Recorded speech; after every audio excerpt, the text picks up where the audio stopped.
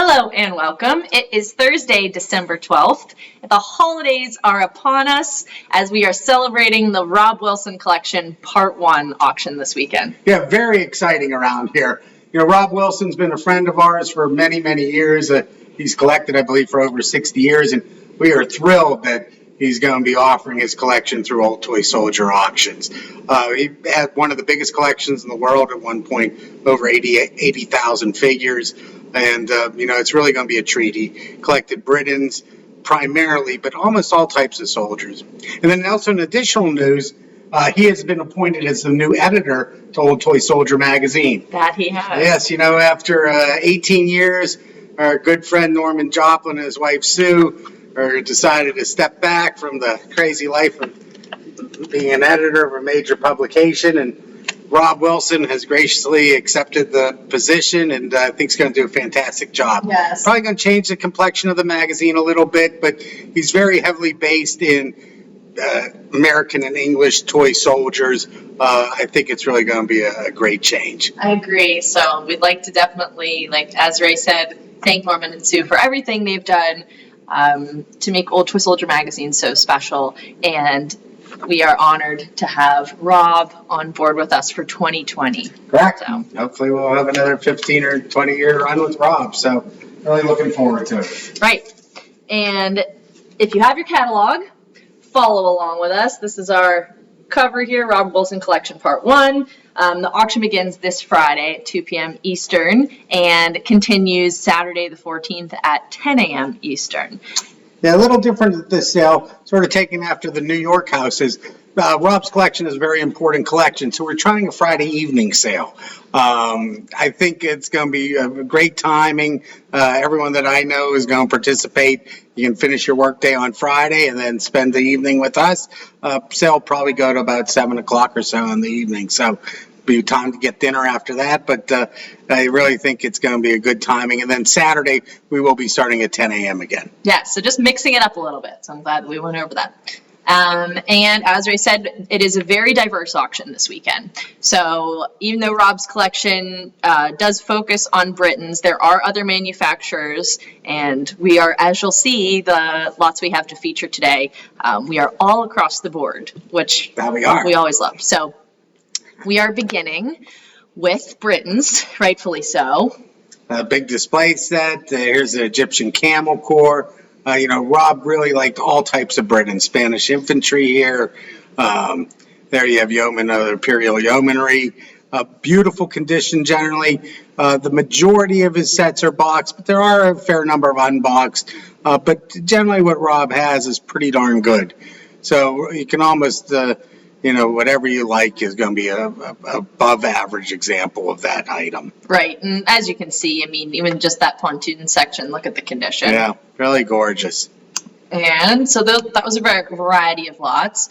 This lot we wanted to show in particular, it is lot 1112, and it is set 1477, and it was an Edward VIII coronation. Yeah, now this set's very unique. It's the first time that we've ever offered the large display with Edward in the coach. Bree, you've been watching The Crown, I assume, and you sort of see the lineage of the royal family. And Edward became king, but then decided to abdicate. So before he was actually coronated, Britons came out with this set. And what distinguishes it is if you look in the coach, there's a single figure of Edward seated by himself. He abdicated, and Elizabeth came in with George, and they had to redesign the set. But that makes this set extremely rare. They only produced it for maybe a 5 or 6 month period. We've had just the coach before, but we never had it in this large display presentation. So one of the more unusual things coming from Rob's collection. And also would just like to note, I know the pictures at the top are a little bit confusing. That tray at the bottom with the coach is very deep in the box. So that's only one level. So there's only one coach. And then the top tray, there are 2 levels on it. So even though they're side by side, just wanted to clarify that for this set. But it is 75 pieces in total. So it is a very nice size set. Also, you can see original box condition is wonderful, but, you know, I just think it's a great set, and all the history behind it and the reason why it exists is That's pretty cool. great. Pretty cool. We also have some Britons half sets in this sale, and if you're looking for a holiday gift, I feel like for any soldier collector out there, these are great sets. Well, these are the transitional sets that Britons started making in the late 50s. They wanted to compete with the plastic figures that were coming out, but it was expensive, so they sort of made these high-quality figures and sets that would be sold around the price of a set of plastic figures. Very hot right now. So both the half sets and, as we see coming up, the picture packs, they are very, very popular. They're quite affordable. So it's one of those things that you can essentially get all the half sets. Right. You can essentially get all the picture packs. Either of those collections, I mean, they aren't inexpensive, but, you know, for a modest amount, you can sort of complete those collections, and it gives you something fun to try to complete. There are collectors out there that want to complete the whole Britons collection. Those are very special collectors. You need a lot of time, a lot of money, and a lot of space. So these are sort of small little subcategories that I think are very nice to focus on.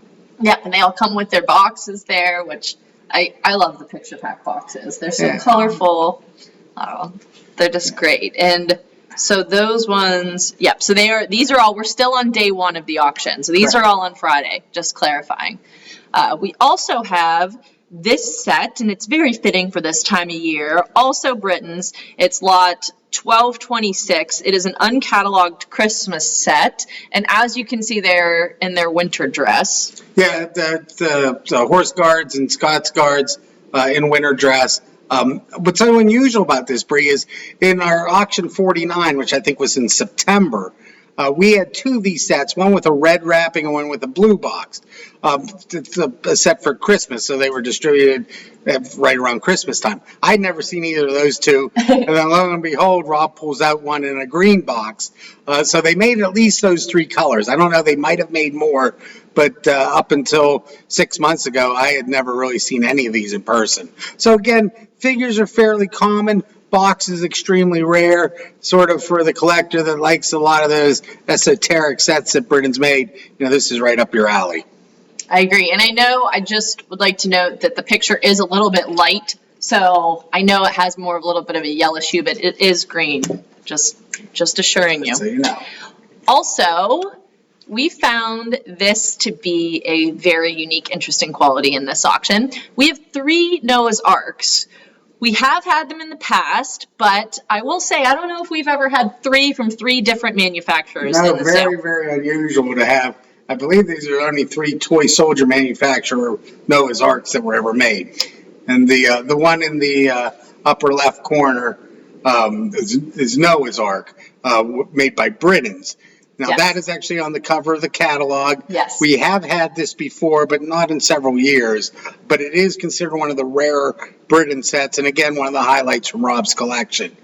That ark is actually made out of cardboard, and on the bottom of the ark is where the Britons label is, and it gives the set number and all the Britons particulars on it. That one's set 1550, and it's circa about 1940.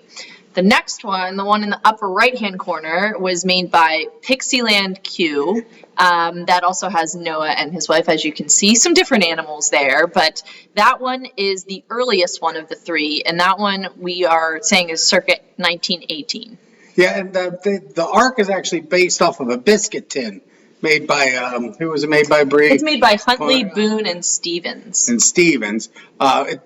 This wasn't a biscuit tin, but it was modeled after it. And we've never actually had this Pixieland Q ark. So I think it's very interesting.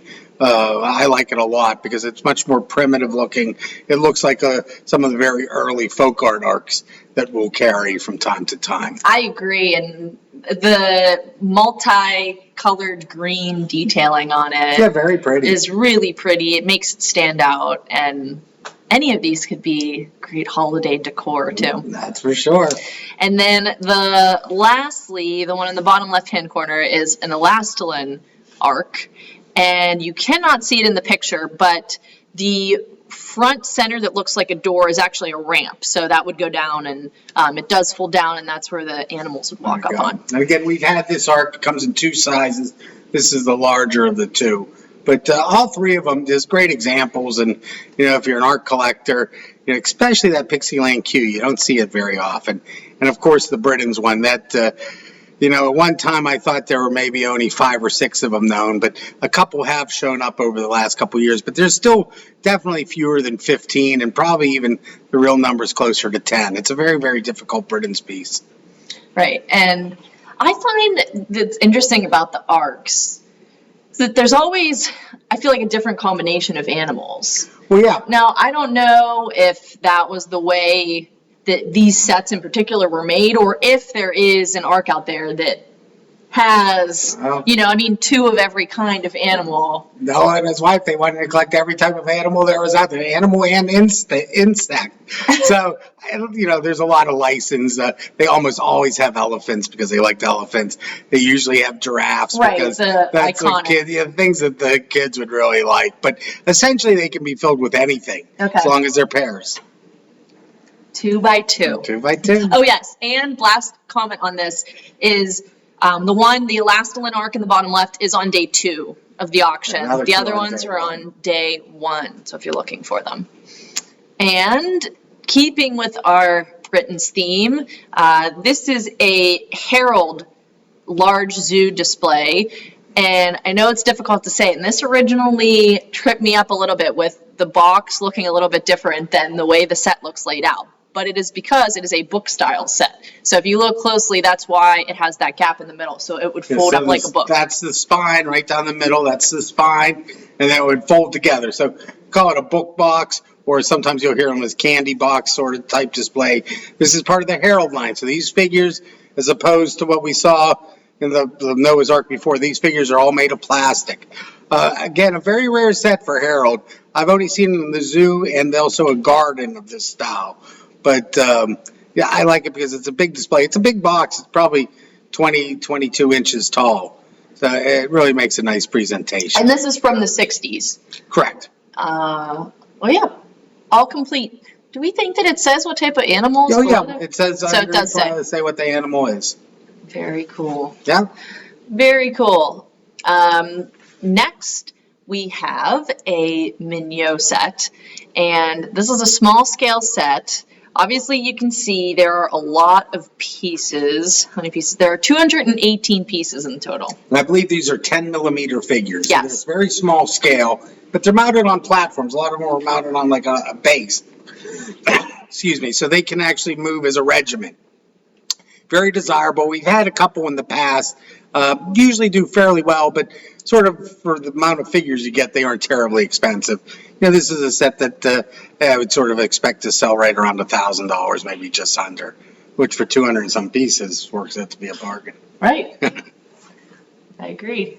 Next, we have these SAE sets. Brina, our favorite type of manufacturer now. These things are red hot. Let me tell you what, last sale, if you were watching last sale, we broke a record. I don't know if it's a good record, but we had one of the sets, which turns out to be extremely rare. It was a bore supply column, SAE in the box. We had it estimated at $50 to $70, and it went for $3,100. We were very excited about that, and a lot of them were selling in sort of the $400 to $800 range. Now, those were some of the very rare ones. Most of these sets tend to sell under $100, but there's a new book out on them. They're very popular at the moment. It's one of the rising stars of the soldier world. Right, and they come in these gorgeous orange boxes, which are really neat. These obviously are unboxed. The one Ray is talking about that we sold in the last auction was boxed. And these ones are, a lot of the ones that are flashing in front of us are from the U.S. Civil War. So I believe we do have some boxed ones in this sale, too. So there's a nice little example. Yeah, now that you say that, but there are some. There are some. Most of them are the unboxed, but there are some. Yeah. So, next we have a set made by Tempo. This is lot 1597, the Quentin Durwood display. Yeah, really one of the best examples of this set we've ever had. It is a rare set. We've probably only sold it maybe 2 other times that I can think of. but very desirable. Quentin Durwood was made into a major movie back, I believe, in the late 30s, early 40s. And again, this is originally tied. I think we'll do very well. So we're getting into our night section of the sale. Yes, we've transitioned into nights. Now, this is one of the other real true highlights. Now, these were not part of Rob's collection, but these are Selwyn Courtney's.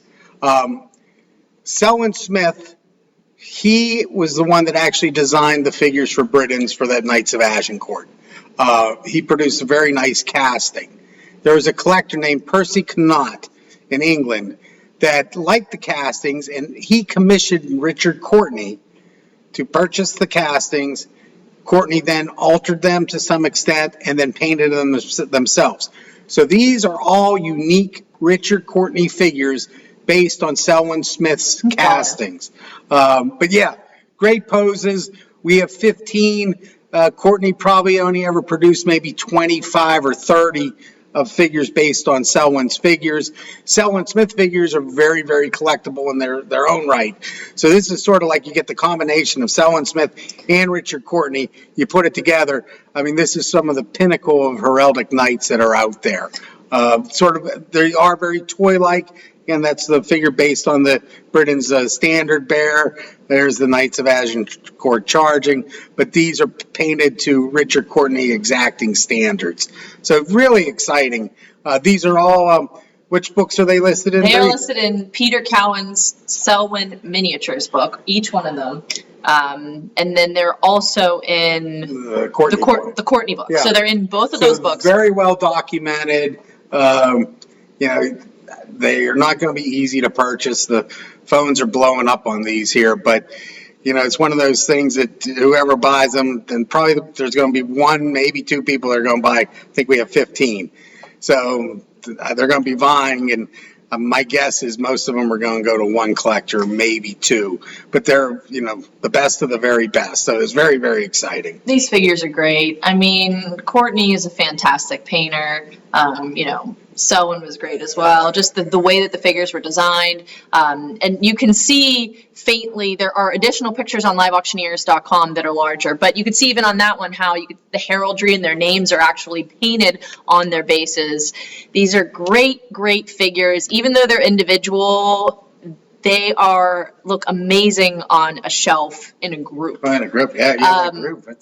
I know that's not the way they were sold, but if you ever get the chance, if you have a friend that's collecting them, or if you would like to collect them, if you can display a group of them on a shelf, it is just stunning. Their colors are great, everything about them. They're just really, really cool figures. So we can't say enough great things about these. And also, following those, we have these figures, which are Purdue, some Desfontaines. So right now we're looking at the Roger Purdue's. Again, we've been on a little bit of a run here, Bree, in the last, especially the last part of this year, we've been able to offer quite a few of these, and we've had very few Purdue's up until this point that we've offered at auction. I believe we have 5 beautiful Purdue. They did very, very well in the last couple of sales. It's a great figure there. Look at that. Yeah. And they speak for themselves. These are some of the ultimate painters. And now we're moving into the Desfontaines. So this is the Josiane Desfontaines with Napoleon. Can you get more iconic than Napoleon? Great, with his horse hoof on the wagon wheel and the cannonball. So I believe we have 6 Desfontaines. Again, the pinnacle of toy figure. Just exceptionally well done. Toy figure / modeler. I mean, yeah, considered modelers too for these ones. Take a look at that. Look at the plume on that. It's gorgeous. Beautiful figures. Yeah, well, again, a lot of interest in these. We could let this run forever. Very early. Look at the colors. Yeah, it's gorgeous. Now this is a Mignot, another one of the French. We only have one Mignot, but a nice kettle drummer. Not typically the quality of the other two. And this one here is a large-scale Mignot cavalry figure. It was an officer. It's lot 1646. Super, super rare to have that large scale of a Mignot. It is 70 millimeters. So I know it's very difficult when we pull it aside that it's by itself that you can tell, but love that figure. Yeah, really terrific. So it slipped in there at the end. In case you missed it in the catalog. we're here to show you all the goodies. One of the iconic sets, the Britons Buck Rogers set, 1415. One of the very, very popular sets based on the Buck Rogers comic strip. Starting at the left, you have Buck Rogers and Dr. Hewer, then Artelarda, Meccano Man, Killer Kane, and Wilma Deering. So I think we've only been able to offer the complete set once before. And this is a nice set. There is some mismatching in there, but it's very, very close. If you look in the middle figure is a little brighter, but it's all original. Nothing's been repaired. Meccano Man, very often, like his arms will be repaired. But this is a great set. Came from a very famous collector. So we are looking forward to offering this. It should do very well. And as you can see in the bottom there, Buck Rogers is featured in comic books and movies and all those fun things. Now, this is the final set we have to feature from day one of the auction, which once again starts at 2 p.m. Eastern this Friday, the 13th. This is lot 1654. It is a large-scale Heidi display set, 60 millimeter. It just has fantastic detailing. It's a great display set. 69 pieces in total, circa 1910. It's very unusual for us to have such a large display in a large-scale Heidi set. These are very, very rare. This is very nice condition. You can see a lot of the original Excelsior in there, but just in a monumental box. It's a huge box. So again, sort of a set that when Heidi actually produced it was very expensive. You know, this set probably was in the range of $15 to $20. Oh, wow. You know, in the 1920s. So it went to a wealthier collector, you know, someone buying for their children. So they didn't sell very many of them. Really a terrific set. And does this one have its original lid too, right? Yes, that's a complete box with the original lid. Okay. So I think that wraps up day one. It does. So now we're moving on to day two, and I mean, what a way to start. Look at this set. Look at these vignettes, this giraffe hunt. Yeah, made by Potsdams and Soldaten, which is Joe Shimmick.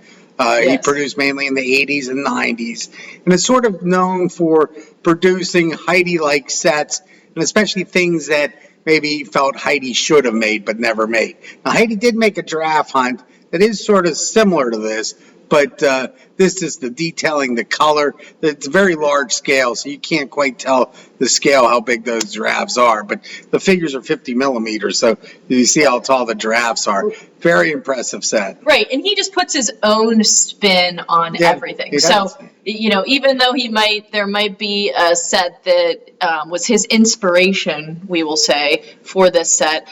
I could be wrong, but I don't believe in the original Heidi giraffe set that there was a cage like that. Right, yeah, I don't believe there was either. So that's just a... The vignettes were similar, but... The vignettes were similar, but I don't think that there was a piece like that where they were captured, we should say. I agree. So... just an example of the kind of things that Joe is able to do. Very cool. This one is another one of his sets. This is Potsdamer lot 2119. It's an Arab encampment and battle. Yeah, terrific set. A lot of pieces. Look at that piece. And it's very colorful. You know, he really did nice work. And again, these are, you know, fairly affordable. You know, if this was a Briton set, or we sold a similar, or not Britons, we sold a similar Heidi set of this last auction or two auctions ago, and I believe it went for around $6,000, and maybe half the size of this. You know, this set, my guess is sort of going to be right around $1,000, probably a little less, $700-800 in that range. And for that, the number of figures you're getting and the quality. The quality is exceptional. He really made a nice figure. It's just phenomenal. Next, we have some German vehicles. There's a variety in here. We just wanted to show you a little bit of what we had to offer. Searchlight. That's a Markland armored car. That's sort of a kit you could put together. Yeah. There's a lot of there's a lot of production from either Dusha or Reiner Kroc that basically made reproductions of original Hauser and Alineo vehicles. They were mainly made in the 1990s, but very, very high quality, great looking pieces. I mean, look at that. They're very substantial when you hold them, very well built. So we have a large collection of those that should do okay. Yeah, all different. So there's Tipco, Woolner, there's an elastoline one in there, and it's a great section. So those start at $21.61. We also look at this piece. That's great. So this is an elastoline. It's lot 2188. It's a composition mountaintop diorama. Yeah, beautiful detailing on these. We have a lot of like elastoline or lineal cages, a lot of animals, all very, very high quality. You know, everyone really should pay attention to these because these are extremely rare. They're very well made. And right now, composition, you can get very good prices and or bargains when you're buying it. There are not a lot of people paying attention to it at the moment, but the figures are very collectible. They're all well documented. There's been a lot of books written on them. So I do think it's a very good time to be buying this type of merchandise. Now look at those little reindeer on there. And next we have a set from the infamous Forbes Museum of Tangier, and it has its certificate of provenance from Christie's auction. Yeah, this set is Franco's Army. It was one of the highlights in the Forbes sale, made by Heidi, very early, large set, and very unusual. I've never really seen any of these pieces done by Heidi. So I think it's going to be one of the highlights of the sale. Yeah, there you go. It even has its original lot card still, which is awesome. And these are very unique too. So as you'll see these flip through the slides, these are lot 2234 through 2243. They were made by Woolner, and there's just a variety of wagons. Look at that field post. Extremely rare. I've never seen any of these. Very early, circa about 1900. Caissons. The next caisson. Look at this one. Just gorgeous. These are going to do very well. Very sought after. Hay wagon. You know, looks like a bridging section there of some sort. There's an ambulance wagon as well. There it is. There's an ambulance wagon. So once again, as other items that we have in this auction, the condition is fantastic on these, and you just really don't see them very often. We also have some figures that I feel like we typically don't have. We have a variety of Spanish lots that start at 2246. Yeah, these are made by a company called Pelmo K, also Sanchez, and then we have a lot of Italian-made manufacturers by a company called ISA. As you can see, these are gorgeous figures. Like the Italian figures, they were made in Turin, Italy, starting in the late 1950s. 1954, I believe, is when they first produced up into the 70s. Same with the Spanish manufacturers. Just a very nice quality figure that is not going to be terribly expensive. They're primarily collected in their own country. So I sort of suspect most of the Spanish figures are going to end up going to Spain. Most of the Italian figures are going to go to Italy. But that doesn't mean the rest of the world can't compete and see if they can steal some of them away. But again, great figure. Quality, fairly rare, especially in this country, very rare. You know, so I think it is something to pay attention to, and you know, you might be able to get yourself a nice grouping for not a whole lot of money. Yep, and there are more than what we are showing here. So there is a large variety. We just picked 10 lots to show you there. Yep.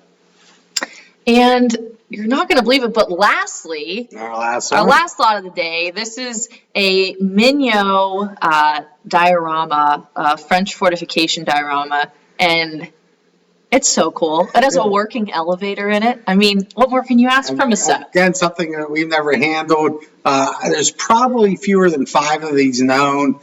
This is part of the Maginot line, so this is the way the French decided they were going to keep the English out. They built a big fortification. Sort of. Look at that. They've got their ammo up top. I got the gun turret, and so you can see the front of it. But we believe that that's the front of it. That's the whole thing, and that what measures about 16 inches high by about 22 inches long. The figures are appropriate to it, but we don't actually believe it came with figures. You would buy it and then add whatever figures you wanted to it. But very unusual piece, very high quality, makes a great display. So if you sort of are building up a World War I display, this actually works perfectly with it. Yeah. And the scenes that we have with it here are great too. Yeah. Well, the collector, he spent a lot of time to sort of make it all appropriate. So with that being said, that's all the lots that we had to feature. I went quick. There are so many more lots that are going to be up on the auction block this weekend. And if you couldn't tell by what we showed you, it is such a diverse grouping that we are honored to offer. And the auction begins this Friday, the 13th at 2 p.m. Eastern. And as Ray said, it'll probably run until about 7 p.m., 8 p.m. Eastern, and continues Saturday the 14th at 10 a.m. Eastern, and will run until about 3 or 4 o'clock on Saturday. So I hope everyone participates in the great sale. We'd also like to really extend a sincere thank you to everyone that helps us out, our entire squad, all of you out there that watch our show, all of our bidders that participate in the auctions, the consigners, everyone out there, that you really have made our job a pleasure. We enjoy doing this so much, and really want to thank you from the bottom of our hearts. Yes, so much appreciation for everyone that Ray has just mentioned. It takes an entire team. We are so lucky to do what we do for a living, and we know that, but it wouldn't be possible without even the avid soldier collectors out there or the soldiers themselves. So thank you for a great 2019. We are looking forward to starting 2020 off on a great foot. And with that being said, we are working on our annual Toys of Yesteryear retail catalog. So this is different than auction. Everything in here has a price on it, and as I said, is for sale directly out of this catalog. It is a mix of toys and soldiers and folk art and banks. There's some amazing world-class items in this catalog. If you've never seen it, highly recommend it. You can contact us, and we will be mailing them out, like I said, in January of 2020. You can purchase one. You can get on our mailing list for this. I can't recommend it enough. So this, after the auction this weekend, is going to be in production. Next priority. Hey, here's something, Bree. What's that? What is that? Aw, I think our little buddy Rudolph has come to join us today. That's that time of year, everyone. He's come to say happy holidays to everybody. So. Happy holidays. Thanks for everything. Thank you.